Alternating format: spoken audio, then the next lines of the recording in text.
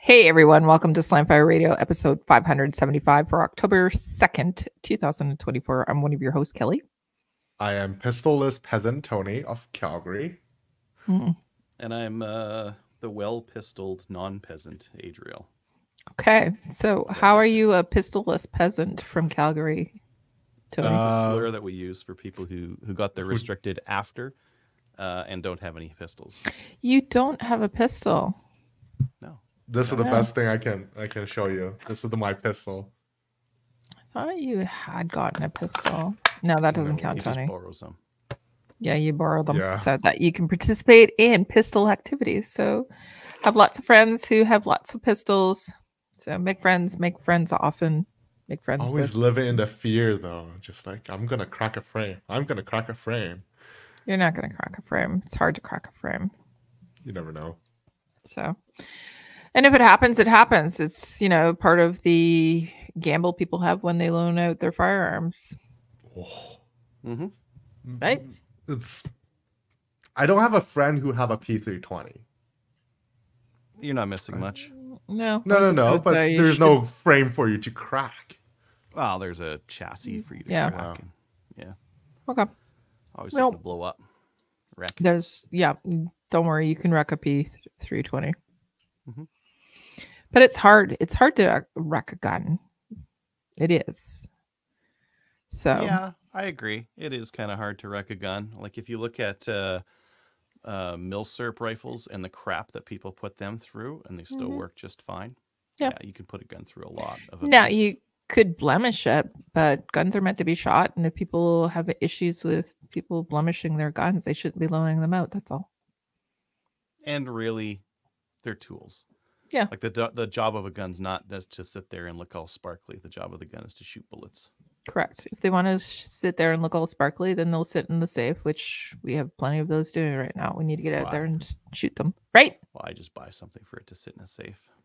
Right. I know. That's what I'm saying. Mhm. All right.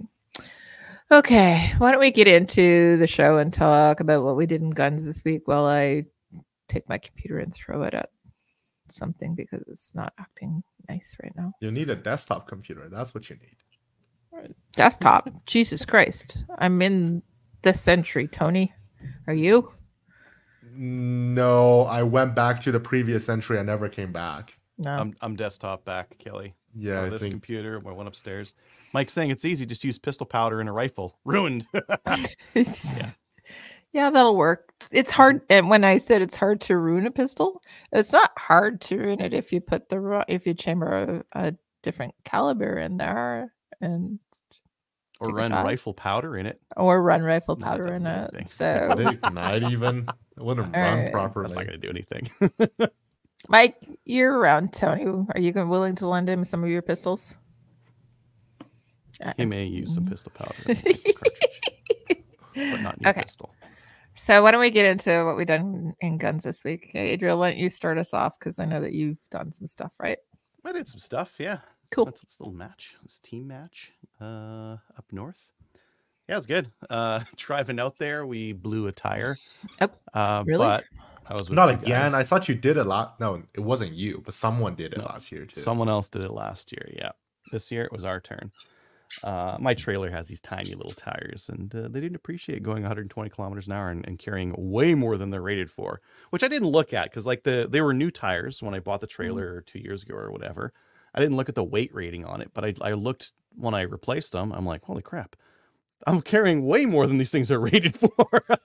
Like 400 Jeez. pounds more than they're rated for. So yeah, the fact that they lost their shit, I guess, shouldn't have been that much of a surprise. What was the road like? What type The of road was fine. it? Oh, the road was fine, just highway. It's not Calgarian All roads. paved. Highway? All paved roads. It was fine. It was just going too fast with too much load on too small tires. So Yeah. fixed it with bigger tires. Yeah. Oopsie doodle. As the two guys I was with both like sprang into action. We had that thing off and then knew the donut on in like 10 minutes flat. No So problem. it looked like you looked like a bunch of F1. Yeah. Oh, it was great. Like it started making noise and we stopped and we looked and we're like, can't see anything. And then we kept driving. And it's like, that noise is still there. Really? And then, "Gah, gah, gah, gah, gah." It's like, oh, well, there goes the tire. Oh. And oh, look, there's a roadside stop area. Whoop, like right into it. I didn't even drive It was for meant like to be. as I was slowing down. It was right there. Beautiful. Yeah. It was meant to Beautiful. be. Yeah. Yeah, we got to the match, shot the match. I think like in terms of performance, like we took a lot of penalties on some of the stages. Some of the stages we got really hosed on. It was time plus penalties with Vickers scoring, which means that if you have let's say 1 or 2 stages that you blow, it can wreck your match. And yeah, we didn't do that well. But even with the penalties, Josh and Sam are another team out there, and they would have whooped us regardless. Even with the penalty, without the penalties, they still would have whooped us. So they shot well, we didn't, and they won. And as well as some other people did some really in other divisions did really well as well. Yeah, it's a good match though. It was lots of fun, lots of interesting little stage things that they had going. They had you blow up a gallon of water, like a jug of water from That'd really be close with a fun. slug. Yeah, so blows water everywhere, and then you have to do the rest of the stage. It's kind of fun. They had like a wagon that you pulled backwards through a stage, which is kind of fun. And yeah, I'm trying to think if there's anything else that was like notable. I like the long range. You could tell, like the guy who puts the match on, you could tell he was at work on it for a long time because there was so much pre-planned. Like the long range bay had 2 stages on it and the shootout, and all the props were there. Everything was like ready to go. They were colored different. Like this colors for PCC and rimfire shooters. This color targets for rifle shooters. Super, super, super well prepped. So you could tell it.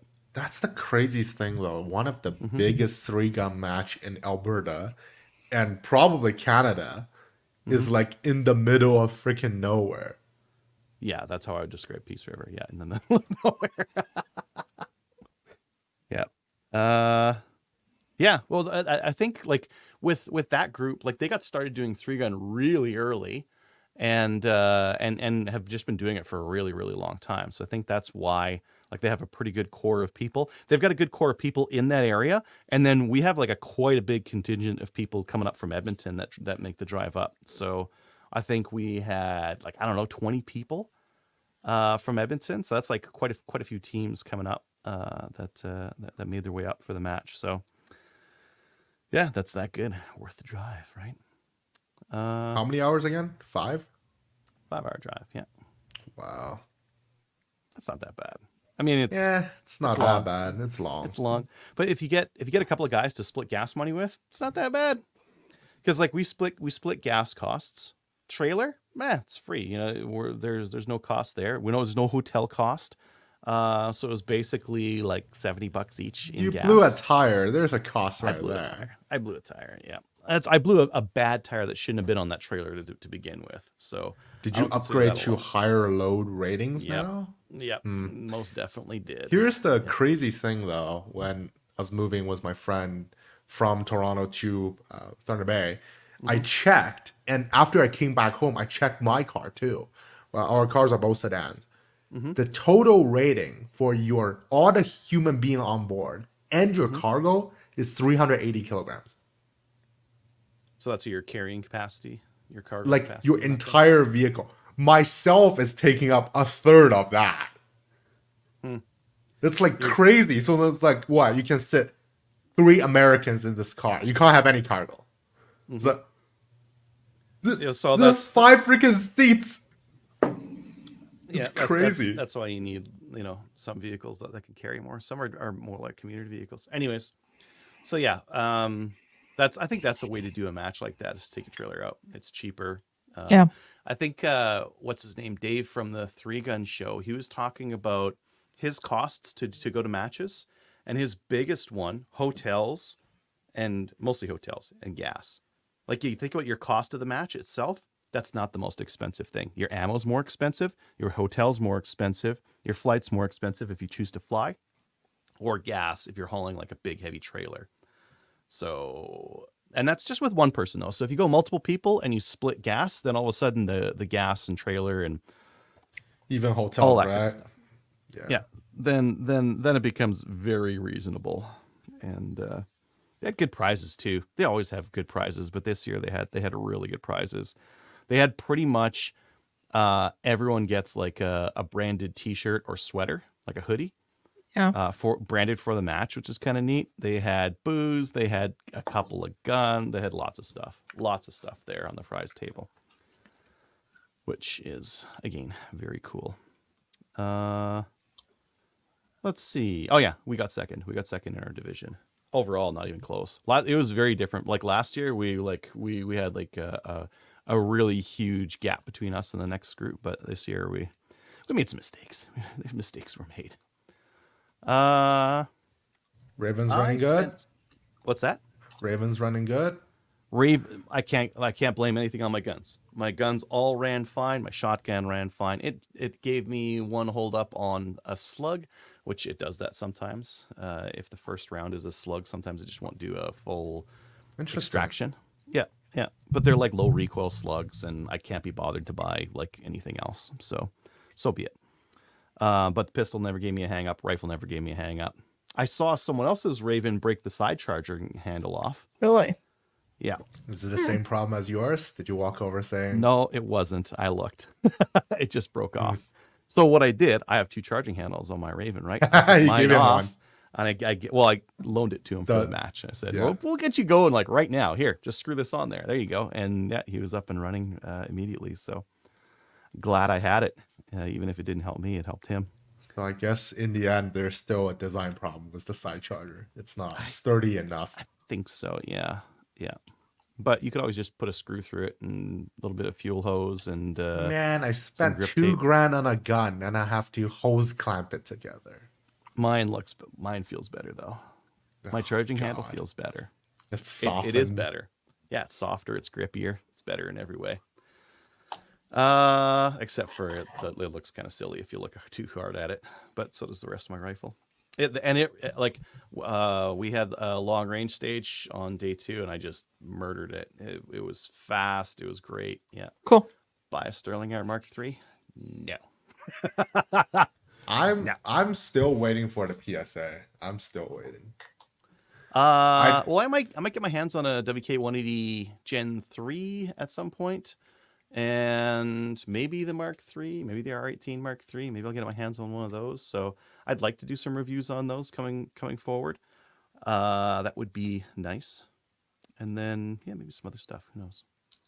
But for now, like the thing that I like about the Raven is the barrel. The barrel that I've got on there is accurate. It shoots crap ammo well, and it shoots all crap ammo to the same point of impact. So I don't have to make any adjustments to my scope. That's kind of impressive.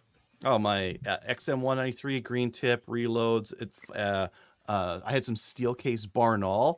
It's all within the same 2-inch point of aim, which is good for me because that's what I want. I don't want to shoot like match ammo. I just want to shoot like whatever garbage I have and just keep dumping it down range. And yeah. Anyways, moving on. I did something kind of strange. I took my M&P mags and I put a block in there so it only holds 5 rounds. And that's because Alberta big game regs say if you're hunting big game with a semi-auto, it can only have 5 rounds in it. Now, I don't really intend on shooting a deer with this thing, but I have high velocity hollow points that will do it. And I have a 5-round mag, which means that my firearm is now legal to do it. This was primarily because I was going to hunt grouse with it. But what if the fish and game officer thinks I'm hunting deer with it? I need to I want it to be really. That's a thing you have to.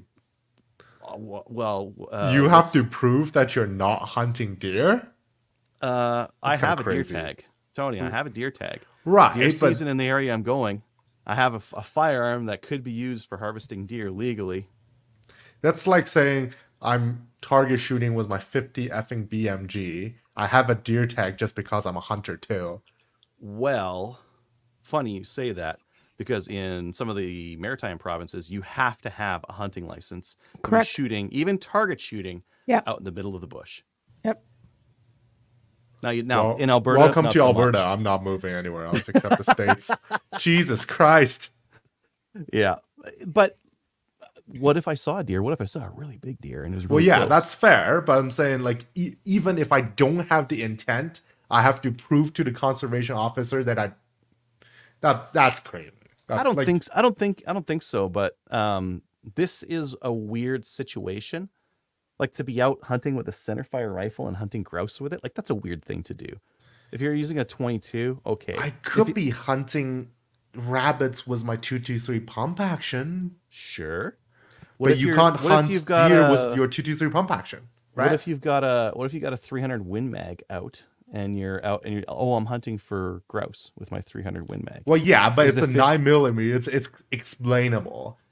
You're I not. think kind of. I think so. I don't think I would have gotten any trouble, but at the same time, what if I It's see too a much deer? hassle, right? Well, yeah, that explains it, right? But Yeah. I'm just saying, if I'm walking around with my pump action 223, very likely chance, Mm-hmm. I'm going for just exploration, looking for rabbits, looking for Mm-hmm. non-game animals or whatever birds, I guess. Yeah. I think that's fine.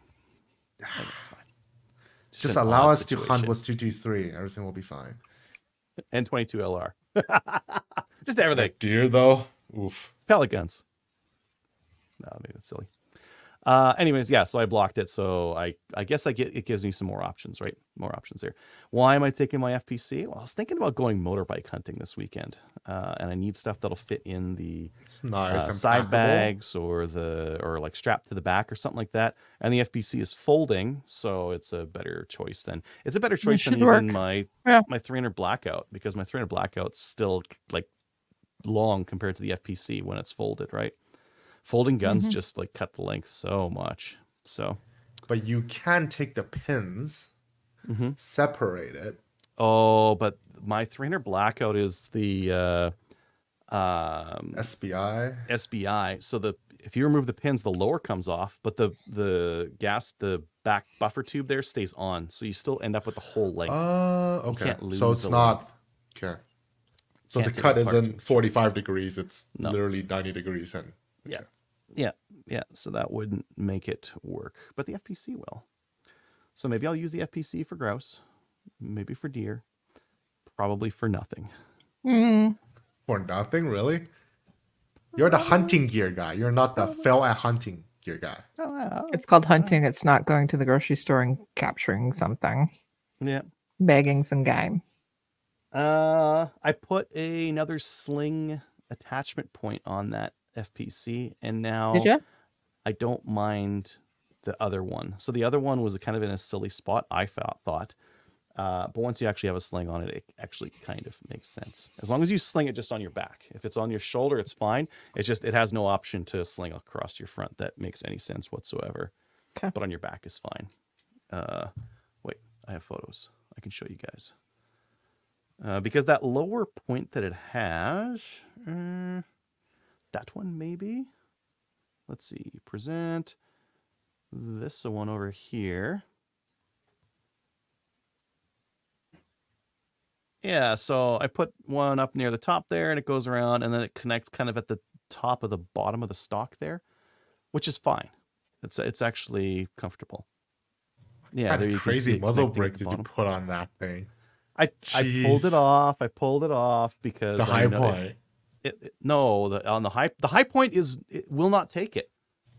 The high I thought point, you said I it had I get baffle strikes. Yeah, I right. get baffle strikes out of it. The FPC I don't, because it wasn't made by morons. But I didn't. I took it off because if I was going to go out hunting with it, I don't want this brake like wrecking my hearing for mediocre muzzle braking activity. So I pulled it off. It doesn't have it on there right now. So I might go motorbike hunting. I might go to my parents. I'm not quite sure which I'm going to do at this point. I'm just kind of like debating one or the other and seeing kind of what we do. Motorbike hunting would be fun. It could be fun. But then my parents' place is easy. I get some grouse there. Visit. Ride the bike to your parents' place. Done. Yeah. But then I also don't like hunting grouse there, because if I hunt grouse there, I'll kill them all. I'll find the 3 grouse they have on their land. I'll shoot them, and then they won't have grouse for the rest of the year. They just don't have that many. Deer, yes. Grouse, no. Yes, the annual tradition of armed hiking. Yeah, that's a lot of my hunting ends up being is armed hiking. That's the thing I like about like going out to a location though and hunting, because then you do a lot of hiking, a lot of hiking, put on the miles, lose some weight, get some exercise, all good stuff. Kelly, what about you? So this past weekend, I did a doubleheader up in CFB Borden. So I went and did on Saturday, we did a regular maple seed event at Langemark Range. And we had some really awesome people that came out. A lot of new shooters. I was working specifically with someone who's never handled a gun before. And he did great. He's one of the, I kept saying, you're such a great student. By the end of it, he was going, I'm going, look at this. I was taking pictures and showing him, and he was grading great groups. And he's going, it's because I'm such a great student. And I said, yes, it is. So lots of, as I said, lots of really good and engaged shooters on Saturday. And then on Sunday, we did the no distance at Vimy Range. That was a lot of fun too. We had two different relays that were going. One team was in the butts and one was out shooting. So ended up, we had a couple of people who dropped out at the last minute. So Rick decided he was going to shoot, and then also how about in the butt. So I became a shoot boss instead of him. And it was a lot of fun. We were working at some of the tweaks and suggestions we had from our last known distance. And yeah, lots of people did well. Nobody scored riflemen, though, on their known distance. Richard, who's watching / listening, he was there in attendance, and he brought a lever action. It was awesome. It was great to see him do that.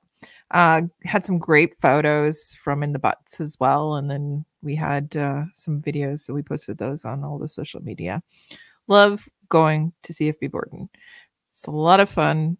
The range is well maintained. It's excellent. Best porta potties by far that I've ever had the opportunity to use. That's how I rate ranges, is by their porta potties. And not only that, we had some really great people. So Dave, who's one of our co-hosts, he was there. He was the RSO for both days. And then we had Brian Bolivar, who's been a previous host on Slamfire Radio. He was running the butts, and he did it very smoothly on the at the known distance. So it was great to have some really experienced people that were helping out. And yeah, I really enjoy doing known distance. But Adriel, the butt system has it's the cat's meow. We need to see if we can use those from now on. We don't have them out here. What? We don't have them. Oh, yeah. Well, It just says his liver action takes magazine. Is it a Daria TM22? he does have actually magazine. Is it a Henry? It's a Henry. Yeah. Oh, it's the Long Ranger. Yeah. Cool. So, yeah. So that was me for this past week. On this next weekend, I am going to. So this Saturday, I'm going to be going up to. It's a doubleheader again. So I'm going to Stittsville, and I'm going to help out in the morning at Stittsville Range, and then in the afternoon, I am extricating myself from the Maple Seed. I'm going to go over to EOSC, which is Eastern Ontario Shooting Center. Yeah, I guess so. Yeah. Yeah. Anyways, I just call it EOSC. So we're going to go over there, and it's the Ladies' Day for EOSC. I had already committed to them, and then we had arranged another Maple Seed, or 2 Maple Seeds. So I'm going to go in the morning. I'm going to go help set up, go into the Ladies' Day, and then I'm going to stay overnight in Ottawa. And then on Sunday, another Maple Seed at Stittsville. So it's going to be a fun-filled weekend. Excited about that. And other than that, so yeah. Adriel. So Saturday, this past Saturday, I'm sitting there wearing my Peltors with my brand new, gels and everything. And my The real Peltor ones? The real gels? Yeah. The Peltor ones? Yeah. That flatten? they were fine. I just bought them. Okay. So the ears themselves, I kept having problems with them over the past couple of events, like the volume on them. So I was trading out Batteries? batteries. No, it's not the batteries. It's the actual Peltors. So right there in the middle of the range, I ordered a new set of MSAs, the Swordens. I'm going. Which Screw it. one? The super fancy dancing No, ones? I didn't buy the new super fancy. Still, I had buyer's remorse when I clicked purchase, but still, I just, I kill ear protection like a lot. So I ordered from a local, well, not local, Canadian company, SRS Tactical too. So I felt better about that.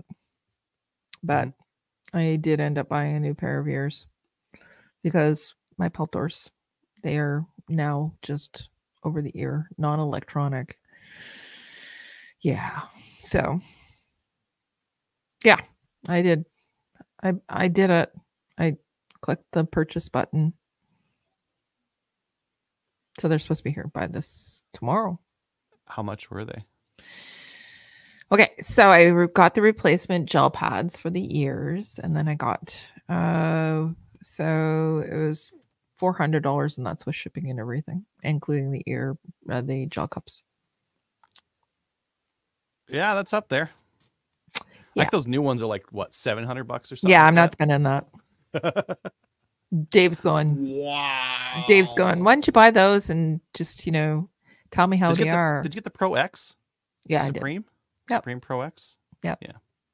Yeah. I was looking for black. They didn't have any black, so I have to go with the green. Ugh. Why don't you Amazon try had 'em some for of the in-ear $325. type? No. I'm thinking it's just because the amount of rain. Oh, SRS Tactical had them for $306. Yeah, and then I got the gels. Then I Gel. had to pay for shipping. Shipping, by the way, Yeah. is ridiculous. It says free shipping. No. SRS Tactical had free shipping on them. Free shipping if you wanted them next September. Uh, I paid for Purelator. It was the cheapest office and the quickest compared to Canada Post, which was stupid. So, okay, that's me. That's it. Tony, what about you? All right, because Tony is on the show, he's going to talk about his favorite pistol in 1911. And I got to shoot one for a match over the last weekend for Steel Challenge. I shot 2 divisions, so I thoroughly stress test Steve's gun. Sorry, Steve. Thank you, Steve. Sorry about dropping a magazine. I shot 2 divisions, so total round count is about 500. Let me see if I can share my screen on what gun he's got. Share screen. I think he also got it from Red Deer. So it was an Alpha Foxtrot 1911 E4, I guess, for enhanced. I didn't realize it at the time. It's actually a commander length slide on a I forgot. Well, I'm thinking it's probably a commander length barrel, but it does have a threaded barrel. Allegedly, technically, it's not USPSA legal because it is a bull barrel gun, not a bushing gun, but allegedly. I have some thoughts on it. It's somehow the most amazing 1911 ever shot, and not really. It had a very, very smooth slide, and I don't know why. I'm thinking it has something to do with the diamond-like coating, the DLC finish on it. But if you have the hammer back, it's just sliding back and forth. I can do a press check with just my thumb on the slide. It's that good. Yeah, it's very impressive. It's like better than 2011's. It have this very odd adjustable, you can see the screw here, spring-loaded adjustable rear sight. And at the end of the match, one of the screws, I didn't even notice it, but one of the screws is about to leave the gun. So not a fan of that. It shoots pretty high for me. I'm not sure if it's because the loosening of the screw, or it's just not zeroed for my ammo, my sights, which is probably hot because it's supposed to be a steel challenge gun. I'm just shooting factory out of it. I'm not gonna try to blow up this gun that got lended to me. It have some odd cyclings. Some brasses are kind of flying into my face. I think a few actually hit my face too, but just not very consistent ejection patterns. I was using a fleet of 6 Wilson Combat magazines, but even being one of the most highly regarded magazine brands for 1911, it still has some nosedive issues. If I haven't mentioned yet, this is a 9mm gun. So the Wilson Mags does have a metal fuller and a plastic polymer spacers on the back, which isn't the style I liked. So there's a few times that I can feel the recoil isn't quite right. Look down, push the slide back in, and keep going. So there was a few nosedives, and when loading it, you have to be very sure that you're pushing it down and then kind of clicking it. So the first round, the magazine is kind of facing upwards. I guess it have something to do with first, the 9mm is a smaller round than 45. It's still single stacked. Second is 9mm had a taper case. If you read into the whole loading data thing, comparing to 45 where it's just a literal straight case. So it does have some effect there, I believe. Threaded barrel, I didn't put anything on it. I'm not sure if Steve will. Maybe he will put a muzzle brake on it. I didn't bring it, I guess. The Blake Tech holster actually worked quite well. Steve brought me a holster because his gun, but I tried to use my holster. It works well. It actually clicks in, so that's very nice. I have to tighten a little bit from the factory settings. Overall, gun feels great, presents great. How I like my 1911. Oh, the sights. I grown to hate triple dot sights now. It's just kind of, I don't know, all over the place. With my experience, I shot these sights on the shallow 2 much better. I don't like At least triple how dot I either. feel like it. I just feel like it's kind of, it's too busy. You're like, I'm trying to find the notch, not the 2 dots on the side. I'm just looking at a notch. So I guess a dot would be maybe better, but not my gun. Second, swappable Novak style sights, so not a huge deal there. The gun did try to cut me in 2 places, which is unfortunate, and give me some thoughts on how I would build my own 1911. The first touch bar is here, actually, where the safety is. Too bad Cal isn't on here because he is probably the person that shoots manual safety guns the most. This part, because I'm riding the safety lever with my thumb, this part is kind of jabbing into the web of my hand, which is surprising to me. It looks rounded, but it's a bit sharp, actually. I didn't quite break the skin, but I can still see there's a mark on my hand right here. Second is somehow my hand is too big for the gun. My palm here is actually getting slightly jabbed by the heel of the frame here. So a magwell is legal for both IPSC and USPSA. So a standard size magwell 2-piece design with a little bit of extension will probably help. And most of the magwells have a rounded edge instead of a kind of a classic. Yeah, you can also get a mainspring cover that's got like a broken edge there rather than being straight. Right. Like that's crazy sharp on that one. You can see here on mine, it's got a 45-degree angle on it and a magwell, but right. So that would make for a nice. So it's not a huge deal.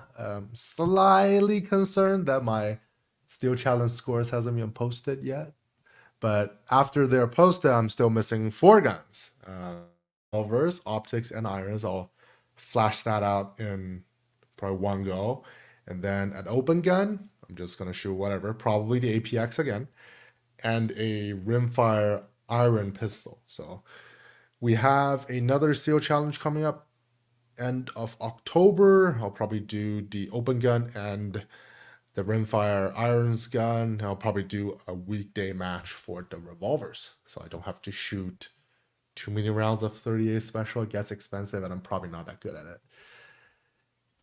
That's about it. Yeah, a lot of shoot. The most amount of 1911 was shot, I guess, in a day, 500 rounds, and you have to get your hands on.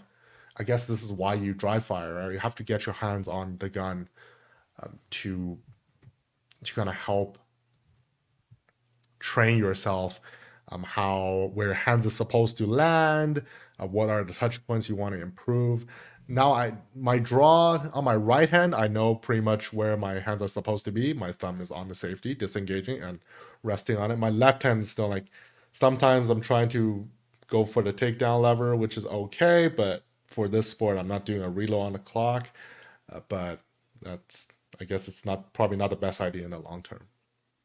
What was your grip like, or which was so when you were getting hit in the face with the casings? What was Definitely it like? not on a slide. I can tell you that. Somehow the gun doesn't try to cut me, which is surprising, because my thumb is kind of close to that. But no. No, really. If you don't have it, if you're still trying to figure out your grip and you don't have a good grip on it, the casings will come back and hit you in the face. I know, opposed but to the that's side, right? probably a discussion for pistol owning, not peasant Tony, to figure. Well, I know. 1911s are notorious for it. That's all. Yeah. If you come shoot a multi-gun match up here, you can borrow this guy if you want to. Oh god! Yeah. Now I have to Chinese people shooting Chinese gun. The whole thing is Gotcha. gonna fall to pieces. Nope. No, this one won't. So it's nice that your friend actually allowed you to borrow it. You didn't blow it up, so you have a good track record, Tony. Mm-hmm. Oh god. I guess I borrowed. Oh, how many guns? Well, I did have an out of battery with the Smith & Wesson Victory ones. That was a borrowed gun.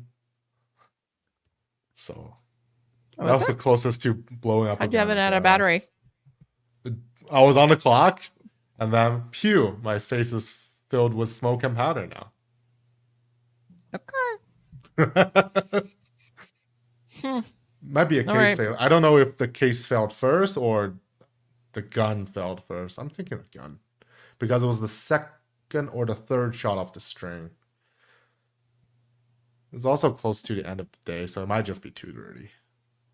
So hard to say. Maybe. But, okay. Yeah.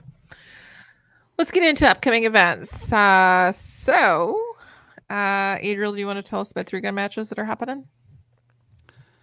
So many 3-gun matches. The Chaz one's going to be moved. It's not going to be this weekend.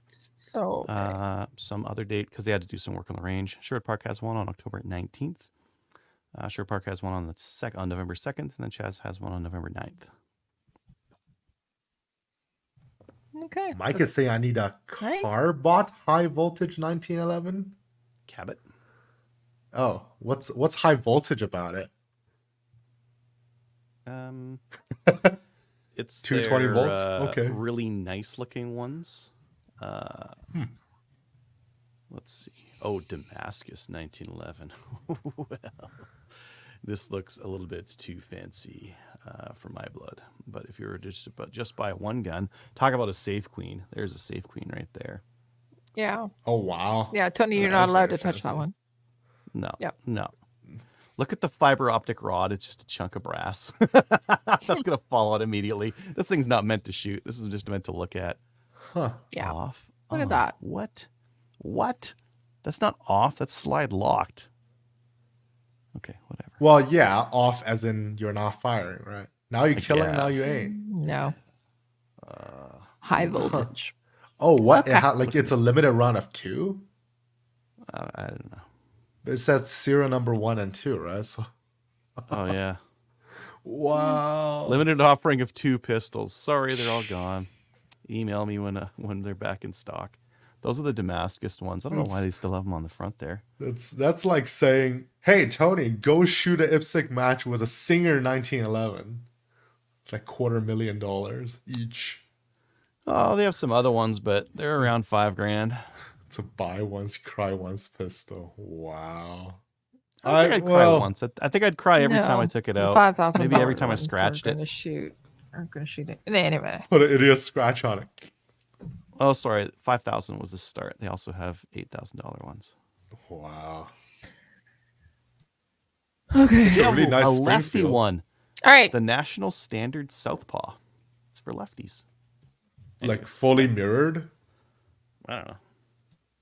I just looked at it for a little bit because I don't really care. All right, Maple Seeds. Kelly?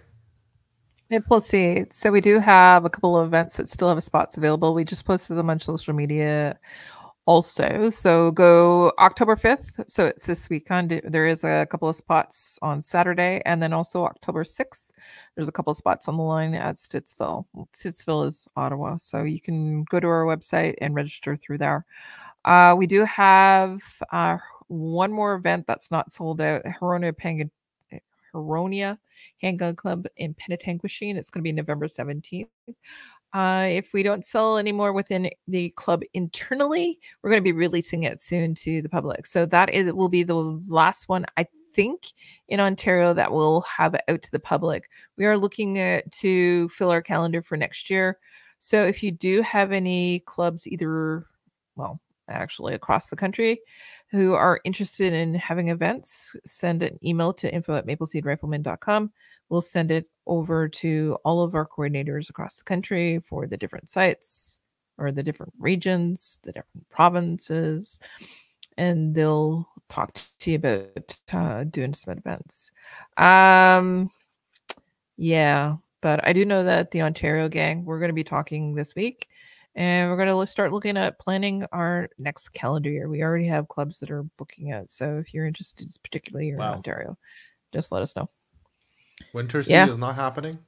Winter Seeds are happening too. But we have to plan those into January and February. Oh, it doesn't happen like December. Well, we let people have Christmas. Fair.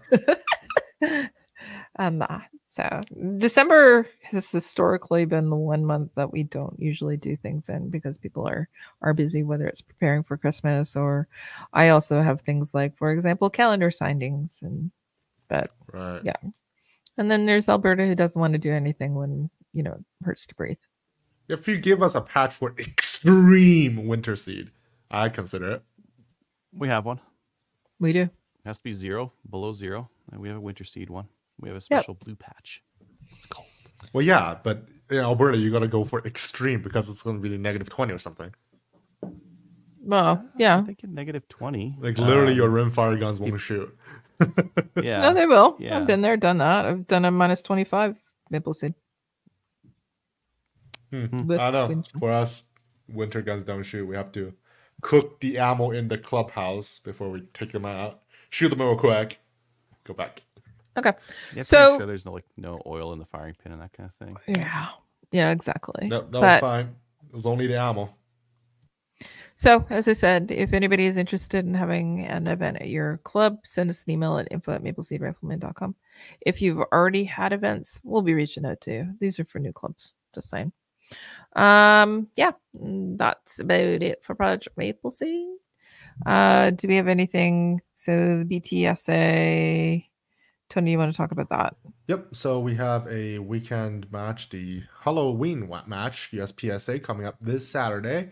Cool. And I do have expectations from Taylor and Mel, and we'll see if they do it. I have expectations. I don't know if it's going to happen because it's a Halloween match and people dress up. Yeah, it's been like the most busy shooting season at BTSA. I guess a lot of IPSC matches happen during the summer, so a lot of club level matches are coming back for the weekends. And I think there's on I think around the 20th, the weekend of the 20th, Steel Challenge match, 8-stage weekend as well. And then we have the IPSC Style PCC and Rifle Championship hosted by the PCC Master himself, the PCC Grandmaster himself, sorry. and champion himself, Taylor. So that'll also be something to look out for. Auto registration on practice score. What about HGG Firearm Training, Adriel? Yeah, Buddy Collins doing a couple October 6th and 7th. Contact me and I can hook you up with him for those if you want this weekend.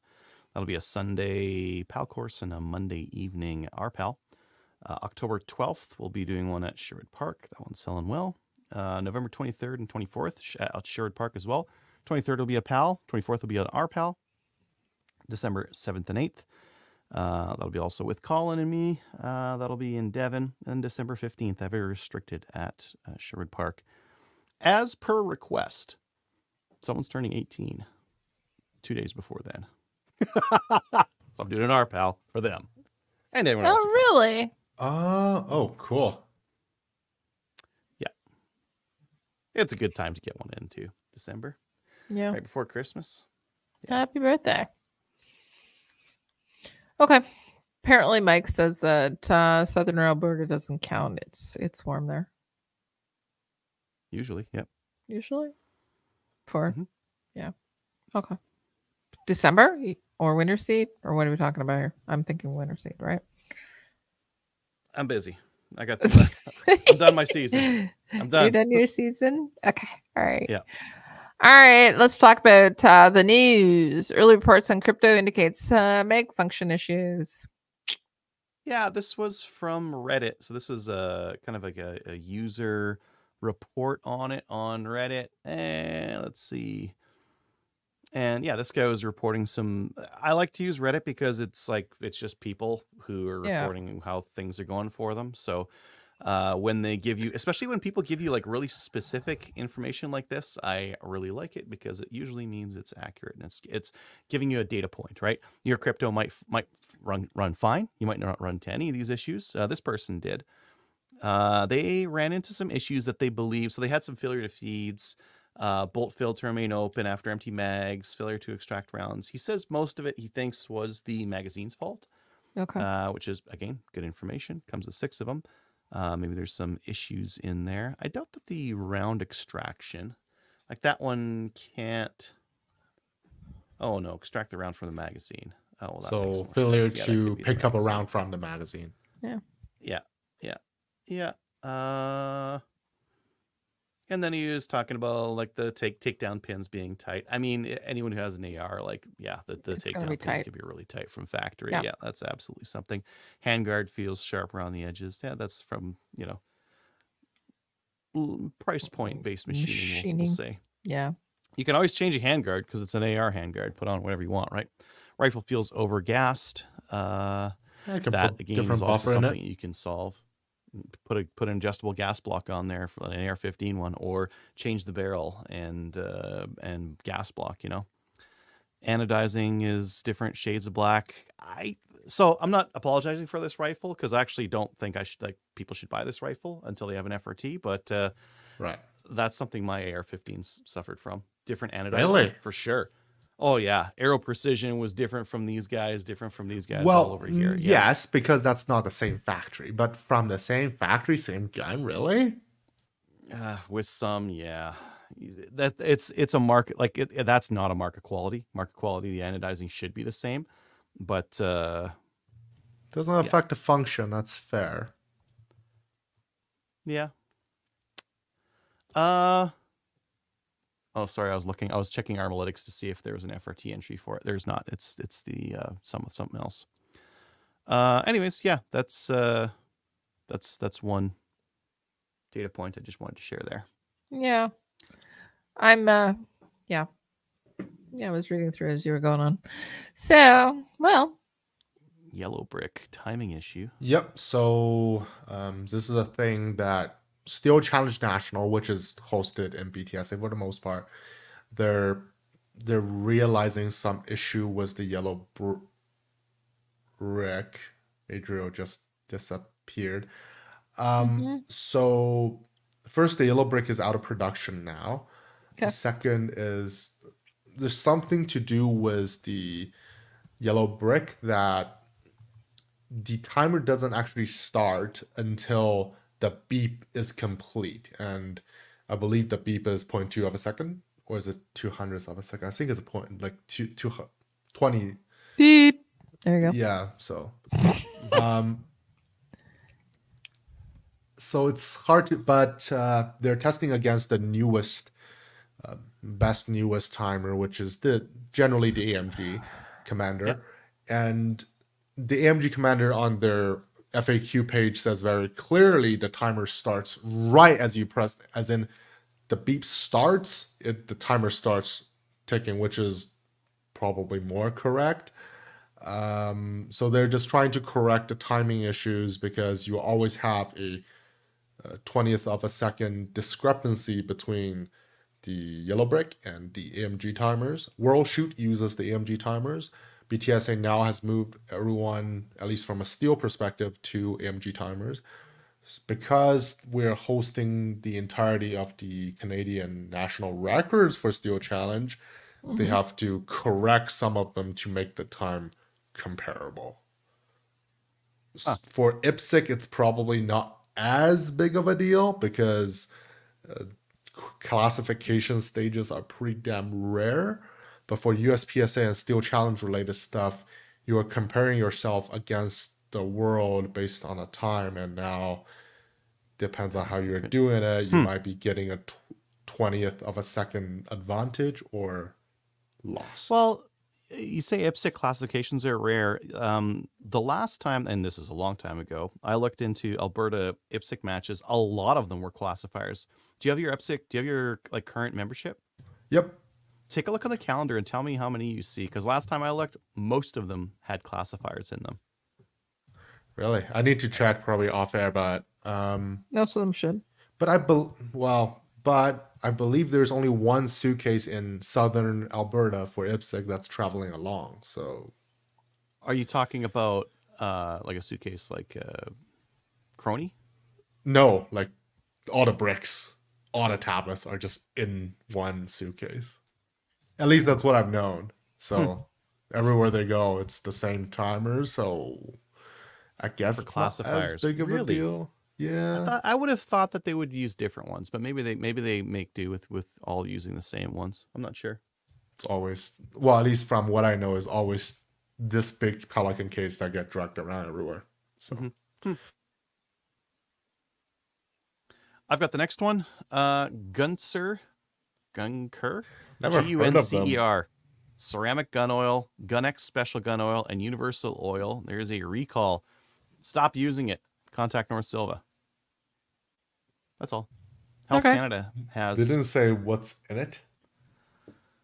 No, not on the news item I saw. But I guess Also, it says for replacement label. So does that mean like it's just an information label you have to slap on it, or you're gonna get a shipping label to send it out? That doesn't make any sense to me. North Silva. It probably has the WMS. Various ballistol cleaning oils and gun maintenance products recalled due to improper labeling. It is a labeling thing. What ballistol? Wait, you know what? I bet they didn't have French on it. You know what? Probably. Right? Francais? Whoa. These ones show German on them. English. Okay, that one's got some French on it. Jeez. Oh, that one's German. That one's French and English. No silicone or PTFE. Made in Germany. False. Yeah. Ballistol universal oil. Yeah. Purchase. So that means I should between June 2018 and September 2024. If you have Ballistol, 6 you years. probably have this. This is the problem. This title didn't give. I know universal oil is what they market it as, but like, I wouldn't know. I have Ballistol, different kinds too. Okay, so it's the appropriate labeling. Holy! Stop using additional information. It's got English. It's got French. On the very top, it's got German and Russian. It looks like. It doesn't say you can't have more languages. Details. Skin friendly, biodegradable. Maybe it's not biodegradable. Maybe. Anyways, I I've bought it since then, so I'm not going to I stop want using to it. know what's wrong with it. Right, I remember Gun Kelly's a maintenance. fan of it. Oh, wow. Actually fall. I'm not. Oh, the black powder solvent too. I got some of that too. Okay, so what's common between these? Quick, Adriel, contain some yourself. French. Quarantine right now. I have like so much of this stuff. I just Yeah. want to know what's different. Oh God. It just says it's the issue with the labeling. Yeah, but But is why it the do they say labeling, stop using it? Just say go get a replacement label. Don't say stop Because it's using it. dangerous. That's Well, crazy. it's okay. Maybe it's not skin friendly lubrication. Maybe it's not skin friendly. Richard says the Winchester M22, which is the black box Winchester ammo rimfire, has a recall for incorrect powder charge, causing potential damage to a firearm and shoot double charges. Holy, really? To be completely fair, I am a hater of Winchester rimfire ammo just because their white box stuff doesn't work, like ever. So I guess just don't buy Winchester rimfire ammo. If you have M22 though, do get in contact with the store, or I guess with Winchester directly. Okay. All right. There's only 33,000 of these things that they sold in that time period. That seems really low. That seems really low for freaking Ballistol. Yeah. I will text North Silva or email. I'm going to do that. I will email North Silva, and I will post the findings on the Discord. And on the Facebook page. Then we'll probably have a live report from you next week. I don't want the label. I don't want the label. What's the new one say? I want a label. You want them to put a frickin' sticker in the mail that says, "Oh, by the way, don't eat this." Yeah. No, I'm gonna stick it on my work laptop and walk around with the Ballistol label on the back of my work laptop. Some of these have a little sticker you can pull up from the side. Anyways, we're off topic. Yeah, we are. Let's go back because it's to do with our and our listeners' safety. It's very important. Public announcement. Don't look the Ballistol, people. There we go. But you're supposed to be able to. No, that's frog. It's biodegrade. Food safe is what it says on food there. Safe. Food safe. It's like the safest gun oil ever. Okay, maybe it's not food safe. Maybe the cholesterol's too high. Maybe because they put food safe on there, they need to put the calories and the salt and the ingredients. Okay. Let's move on, please. Sorry, Kelly. Thank you. New gun stuff is brought to you by Bullseye North. Oh gosh. Anyways, okay. Need a new boomstick? Bullseye North is Canada's shooting superstore and a proud sponsor of the CCFR with a wide selection of guns and top trending gear for any shooter. Free shipping on orders over $250. And some restrictions apply. So if you have anything under $250, there's a flat rate of $17 that you can use for shipping. So go and subscribe to the weekly newsletter, and I'm going to rewrite this because it's stupid. And so you can get your Tony's ESL is poking through to the hottest deals. Nope, Tony, it's fine. I'm just going to go rewrite it. Okay. Adriel, why don't you go over the new all this the is all swords. Tony's stuff, so I'll just get Tony. Well, no one's gonna do it. No, I love your choices, Tony. Thank you for pitching in and picking this stuff because I like it. The sword. Oh, you know they had these. I want one of these. I want two of these. Cross. Been behind me. I don't know how to be an English swordsman, but I can dream. Looks cool. They also have samurai swords if you want those. Where? How much are their samurai swords? Well, you do have to pivot when the market on pistols is done, right? Let's go with swords and scabbards. You gotta think about it. In every single shooter game, you press 1 for your primary, which is usually a rifle. You press 2 for a secondary, which is usually a pistol. You press 3, it doesn't give you a shotgun. It gives you a sword. No, Tony. So it's perfect. We perfected things with spears. And then when we got guns, and guns are better than spears, we put little spears on the end of them. All right. I'm just saying. SKSs, it's great. Yeah. No, I don't do for shooter or any the only thing that I play on my computer is, Spotify. So Tony, why are you putting these expensive ass dies in front of us? And They look very because nice. it's the match dies, right? You got to have the match set. So you have Hornady match dies for 308 Winchester because I don't subscribe to the 6.5. And then you get their A-tip, aluminum tipped, high BC bullets matching 308 Winchester. Of course, you can also get it in 6.5 Creedmoor, but These A-tip Tony's bullets. This is a position pretty on good deal for these bullets. 250 It's- grain. Oh my God! You're not going to run that out of 308. That's way too heavy. Maybe Is out of your that? 300 Win Mag. That's too heavy. Anyway, I'd run like 210 max out of a 308. That's so heavy. what's the ball weight for 308 bullets? 147. Really? Wow. Yeah. 147 grain. It's kind of, I don't know what kind of Hornady magic is behind this, but their A-tip bullets always have like the highest BC. Well, the It's kind of secret is crazy. It's 250 fucking grains. Well, not a for javelin. this. They have like other. Their regular stuff. A-tip's good. Yeah, their regular A-tip's good. Apparently, you need Cool. a special seating die though. Seating stem. Sorry. So, Well, and like with a 308, you'd be giving up case volume. Yeah, 300 Win Mag or 300 PRC. Yep. yeah, Mike too knows heavy. more of this than I do. I'd use a 180, maybe a 200 if I wanted. I to just go know how crazy to with crank on a 308. lever, and like 223 comes out. There we go. okay. Oh, that's nice and small. Yep. Mac will have a new set. They've been progressively releasing more new stocks this year. There's like a double tension stock. They have now kind of a mechanically locking stock. I think the selling feature is it's like only 8 ounces, so it's very light. Wow. Doesn't it have lock? any QD cups. It does have an M-lock slot on the side, so you can get a M-lock slot to put on the side to get your QD that way.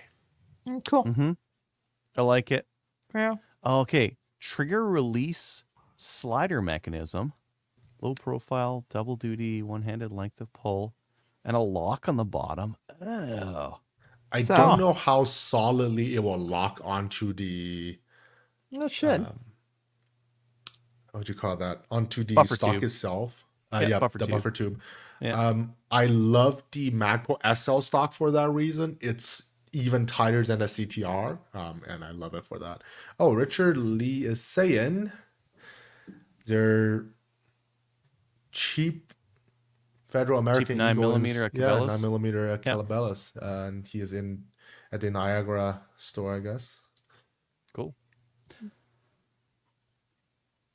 You say you want speed and weight. I give you speed and weight.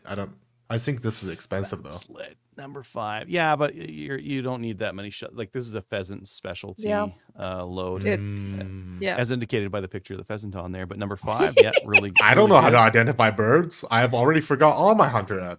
It's the one that looks like a fucking clown. Look at it. It's got like a blue face with a red patch over its hair. It's got a like it's It's the a clown way of to It's put birds. it is a lovely bird. It is a beautiful bird. It's even better when it's You're frizzy. going to Pheasant I don't know. Festival soon, right?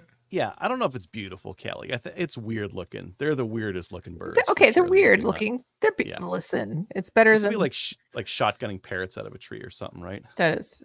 That's a very pretty Yes. bird. Boom! Did that, done that, been there. Watch the Disney So, movie. yeah. Number 5. What's the speed on this thing? 35. Woo! Inch and a quarter, 13 You fifths. say you want speed, I give you speed. Mm. More speed, yes. You know, this might be a better deal than that Aguila stuff. Is it? I think so. 'Cause Okay, it's off a you bigger go. shot size. The ounce and a quarter K. I think the Aguila is 1400 FPS. This is 1350. How much thought is so. the It's Aguila? not as fast. But this is number 4. The Aguila was 14 something. Wow, that's like I didn't end double up the getting any. cost, man. This is a little bit more than a buck Yeah. around. I'm pretty sure the Aguila was way more than a buck around. I'm not gonna. Oh, yeah. really? Oh, it's like in a 10-round box? Because I was going to use this for my grouse hunting. I got some number 4. What kind of speed? we got? Challenger, made in Ounce and an Canada. eighth. I'm cheap. Ounce and an eighth. What's the speed? They don't say. Probably regular. So which caliber is that? Is it 12 gauge? What is it? 12 gauge. We correct, only yeah. shoot 12 gauges here. Yeah, all No. of We the don't- cartridges are Tony. inferior. Tony. We don't believe expensive ammo. Me and Adriel, same page. Grouse. Picture of a grouse. This one, the pheasant, it'll just bounce off of him. Won't hurt him at all. That'll probably work fine. It'll be fine. Yeah. That'll This be is very interesting, though. Ultimate I- fast lead. $35. Highly for 12 polished gauge. shot. Highly Oh, polished. I'm to curious. lead. I'm curious. Yes. Yes. I do want to take a look at this. Okay. Yeah. Don't worry, it will be very deformed at the time it hits the steel spinner. Or the pheasant. Yes. I Wait. did see this. The SS211 is evolving. Now I have Uh, rails everywhere. It's great. Now it's more functional than ever before. But these guys don't have the meme pictures that Tactical Imports had. What? Tactical The meme Imports is the one pictures. that's bringing these in. Oh man. Okay, just wait. Let me go back.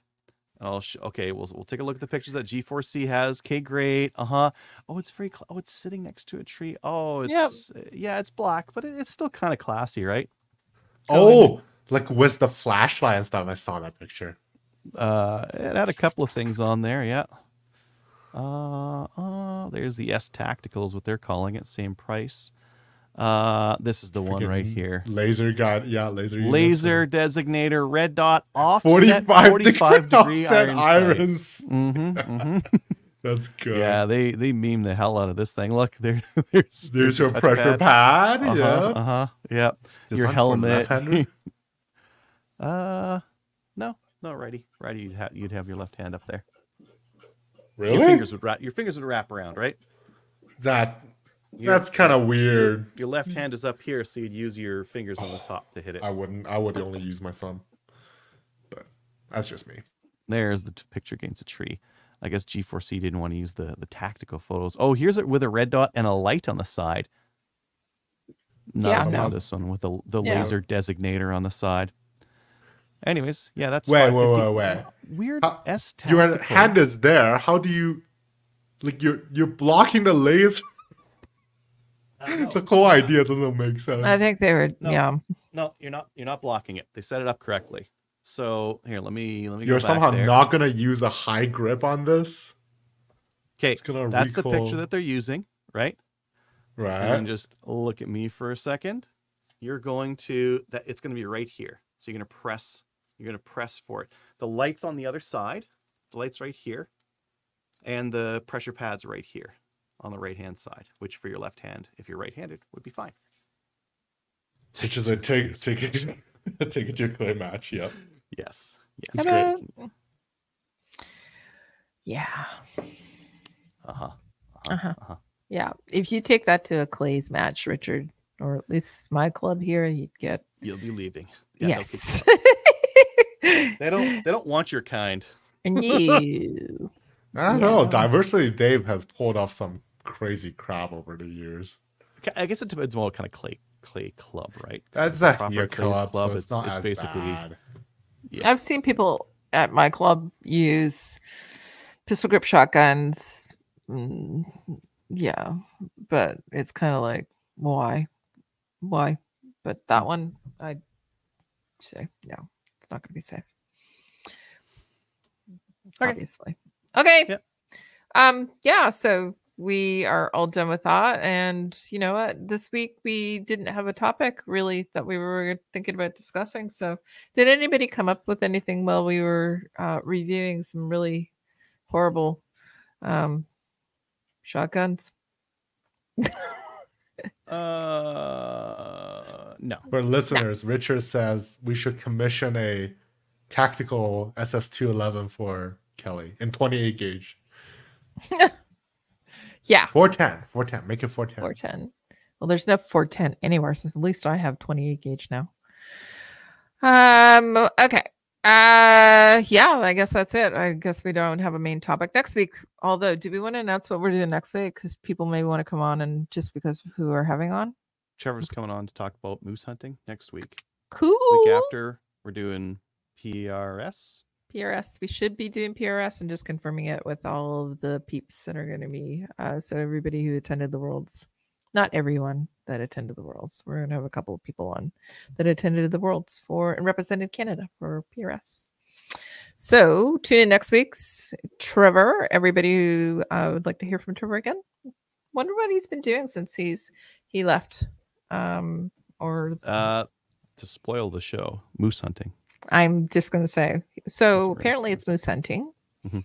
So it'll be good to get to hear from him. So everybody who's listening, either on the interwebs, social media, wherever you're listening, if you come join us next week, same time, same place, probably here.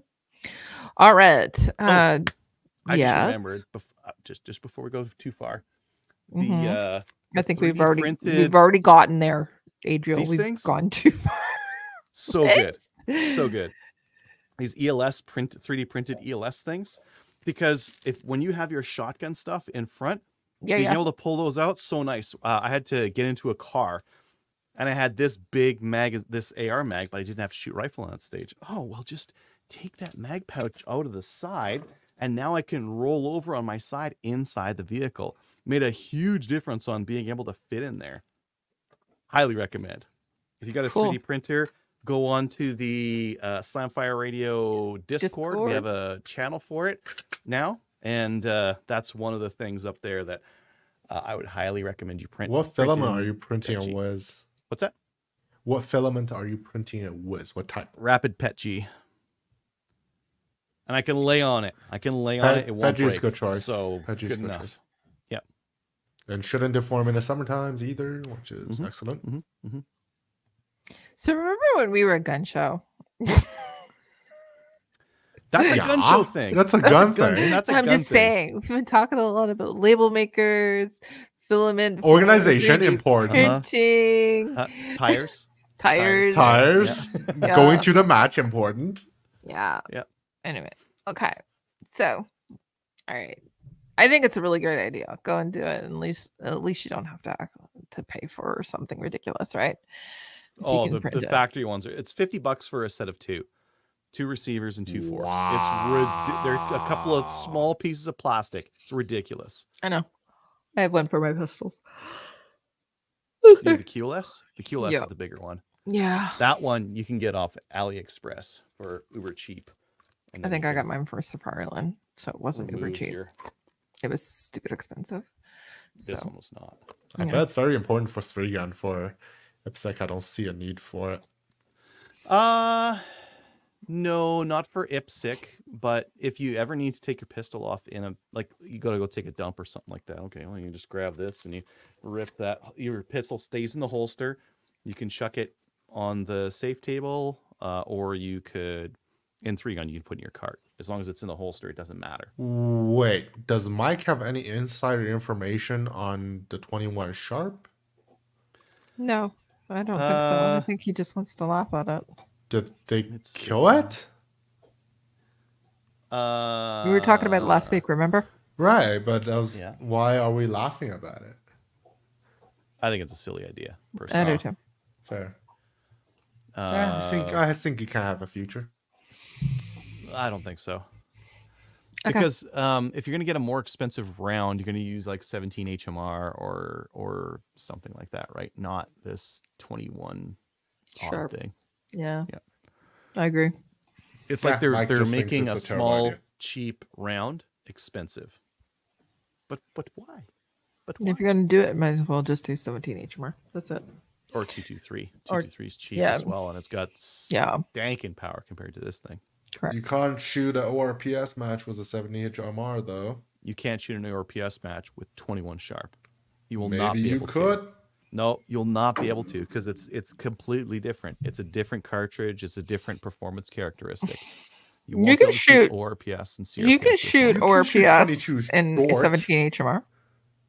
No. Okay. No. You can't. Not to my knowledge. No, you can't use 17 HMR for that. Or 22 WMR. Let me check. Okay. It's way better. It's not even close, Kelly. 17 HMR. My Savage over here is sub MOA at 100. I know. It's not like to do that with 22 would cost you a lot.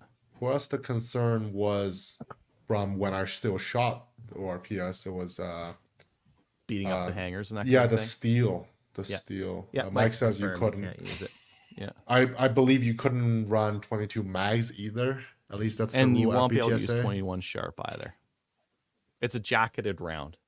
You're making all these targets with the assumption that you're putting lead on like crappy lead bullets at like subsonic velocities hitting that stuff, and then all of a sudden you're shooting it with a jacketed, maybe a full metal jacket.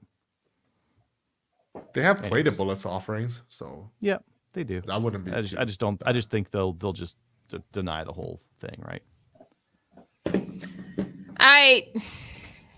Let's wrap her up, boys.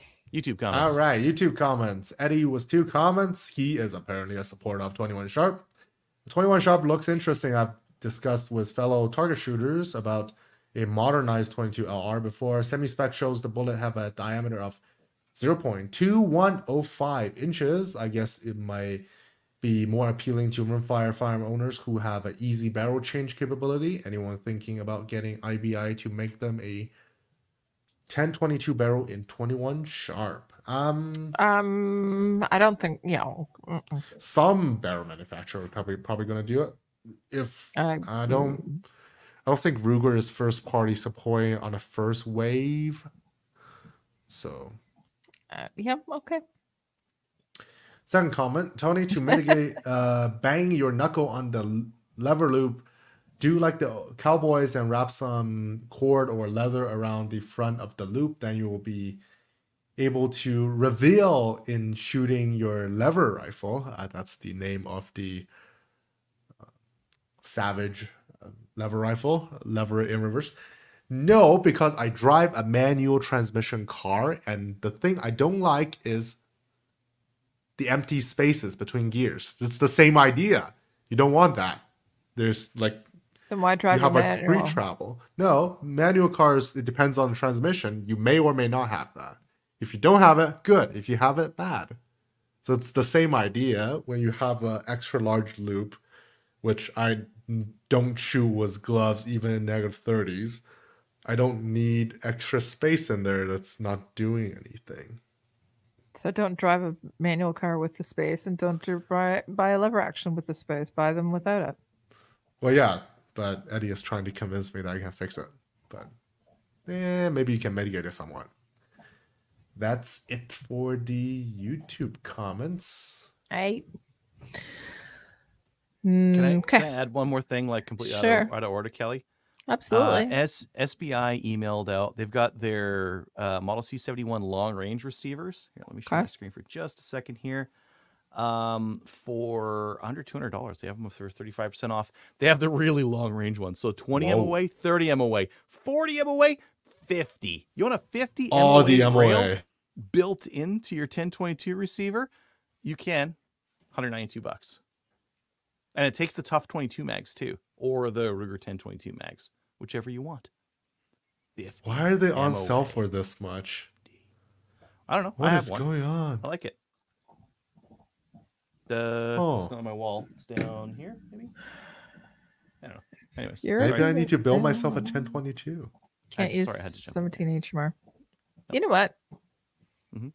We used to, I think when we originally, when ORPS and CRPS was originally discussed, 17 HMR was a viable candidate at that point. But maybe it was it's been since ruled out. Enhancement. It is. It is. I know, but I thought, no, there's still, anyways. And if 22 LR breaks like hangers and that kind of thing, 17 HMR would break them way faster. It's got much more power. Yep. Yeah. It's behind a 22 mag amount of charge, right? Mm-hmm. Yeah. Okay, why don't we talk about Cabela's and Brownell Links? Who bought what? Cabela's somebody bought the 511 hockey t-shirt. Mm-hmm. The Dokken Power Throw grip rope. Okay, so one of our listeners is into waterfowl. Yeah, and they bought a whole bunch of stuff to relate to waterfowl. A Power Throw grip rope. Mm-hmm. This is to throw your decoys out, and then a grouse trainer, a Browning canvas training dummy. I don't know, that might be a duck one. A Dokken goose trainer, Mhm. And then someone, might have been the same person, bought Federal 12 gauge target load shot shells, 10 boxes, so full. Full flat. Somebody's going Yeah. duck hunting and training a dog. Yep. Yeah. hmm What about Brownells? AR anti-walk pins and a smart mag tool for Glock. That I feel one like that makes was it easier Kyle. to take the magazines out. Yeah. AR anti-walk pins. Huh. Hey. Okay, Kyle's not going to be using the clamps, C clamp or Oh, other yay. stuff, pliers and that This kind of thing. That's a thing I have against Glock factory mags. Like, I do who designed this? Why? Well, they didn't want the floor plate to come off, so they put a real. I they put use a real Magpul tape there. magazines. I've never seen the floor plate flying. Just saying. I can disassemble it with my finger. Yeah. I disassembled some MP mags to fit those things, and I was like, oh yeah, they're so easy. You just push the button with the thing, and it just opens. Yeah, it's so easy. Yeah.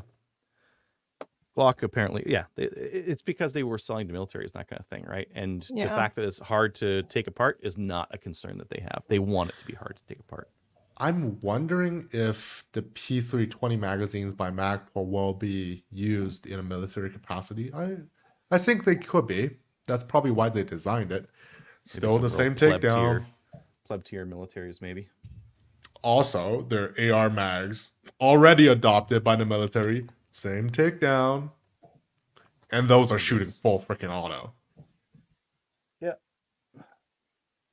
Sorry, Kelly. You want to keep going? Yeah, I'm just checking out to see if 17 HMR is available at other places. So. She's still convinced. You gotta shoot 17 HMR. No, I'm just Good. looking to see where I can shoot it. Okay. For competitions? Yeah. Nowhere it could be a big advantage. No, I was just looking at Borden to see if it was templated for Vimy Range, but it's not. So. Yeah. Okay. So if you want to go and support us, but also buy some really cool stuff, go to our website and then click on the links there. You can go to Cabela's or Brownells and we'll talk about it a little bit. Thanks to those that have done that, especially those that are going duck hunting and training their dogs. I hope you were very successful. Duck hunting has already started. And let us know how it went. If you'd like to know us, let us know how it went. You can send us an email at slamfireradio@gmail.com. Love to hear about it. Also, anybody who is listening and also supporting us on Player or Patreon, thanks to you guys too. So, shout outs, recommendations, anybody. Hello. I got a shout out to my partner Colin for shooting again with me this year. It's a great time. Cool. Mhm. You had fun. Which fun. t-shirts, which new t-shirts did you have this year? The Kenosha hat trick. Did you use that one? Yeah, that was the first time we used it. It was supposed to be here for the Sherwood Park team match, but they were a little bit late, so we used it for Didn't this come one in? instead. Yep, and 'cause they you- are very bright. Yeah, because you, for the Sherwood Park one, you used a Cat yeah. t-shirt. Yeah, cat pizza. Yeah, just. Yep. Oh, that's what it's about. Okay. Yeah. So Did you It was order very new ones bright. for this match then? What's that? Did you order new ones for this match then? So you're gonna No, use we it used the in ones that were next supposed one? to use at the last team match for this Got team it. match. It was very easy to spot my partner. All I had to do was look around. Oh, he's right there because we were like blazing compared to everyone So else. it's actually a tactical advantage. Yep, never had When to wonder you- where he was. yeah, Mhm. always when you're doing team shirts, always buy something that Pink. or design something that is totally different that people easy peasy. Specifically pink. Yeah. I think that's Well. what we're agreeing. Pink is tactical. Okay, some people think it is. Apparently, you do. All right, Tony. What about you? Do you got a shout out or recommendation? I do. I have one shout out. Thank you, Steve, for letting me borrow your gun, and I'll probably borrow it again. I don't think a lot of BTSA members listen to the show, which is kind of a bummer. You should let them know. And I have a recommendation for a YouTube channel, pretty new YouTube channel called 3 Gun AMAX. So the host is Adam Maxwell from Vortex Optics. And you might want to listen to the 2 episodes of Vortex podcast that he is on, one of them being the 1911. He covered that in depth and how you would like to configure a Racing 1911 or 2011. And the other one is the introduction to USPSA. So if you're getting into action shooting sports, IPSC or USPSA, you might want to listen to that. Give quite a few pointers to new shooters. For example, tell the match director that you're new, tell the squad that you're new. So, you know, you can get some benefits like going back to the bottom of the shooting list. Yeah, so he is starting, well, rebooting his personal channel to share some thoughts on USPSA shootings, 3-gun shootings, things like that. Cool. I've Good heard recommendation. His name mentioned a couple of times by maybe Stoger. I can't remember. I was listening to Maybe. Yeah, I was listening to him on the Vortex podcast. Okay. I have a shout out. I'm going to give a huge, and I mean a massive shout out to Random Dave for being the most awesomest or so with the most of us. Him, as well as Brian Bolivar, who, as I said, ran the butts like awesome. It was a great job. And yeah, and Rick for coming up from Quebec to the Katie. It was lots of fun. We had a good time. Kind of reminded me why we're doing these. It was so much fun, and all the people that came out too. So we had Richard Lee, who's listening tonight. He came out, and Alex, he came out too. He's we just had so many really good people on the line, and it was just made the whole entire weekend so much fun. So thank you again for that. It was, and I don't have any other recommendations other than the one that Tony's given for going to talk. Yeah, listen to the new Vortex podcast. Well, it's not a new Vortex. It's the guy that does Vortex. Go. Yeah. Anyways, hi, bye. So tune in for next week. We'll have Trevor on. The week after that, we have some excellent people coming on to talk about how they represented Canada. And other than that, go and join our Discord server if you want to print some really cool stuff. There is some stuff on there now about 3D printing. You can watch us on YouTube, Facebook, and all the Twitch players, etc., etc., etc. You can hear us on Spotify, iHeartRadio, everything that all the podcast places. You can go join the CCFR, because if you don't, you really need to in order to support us and support yourself as gun owners here in Canada. Tune us in next week, and let's talk about moose hunting. Everybody have a great week. Bye. All right.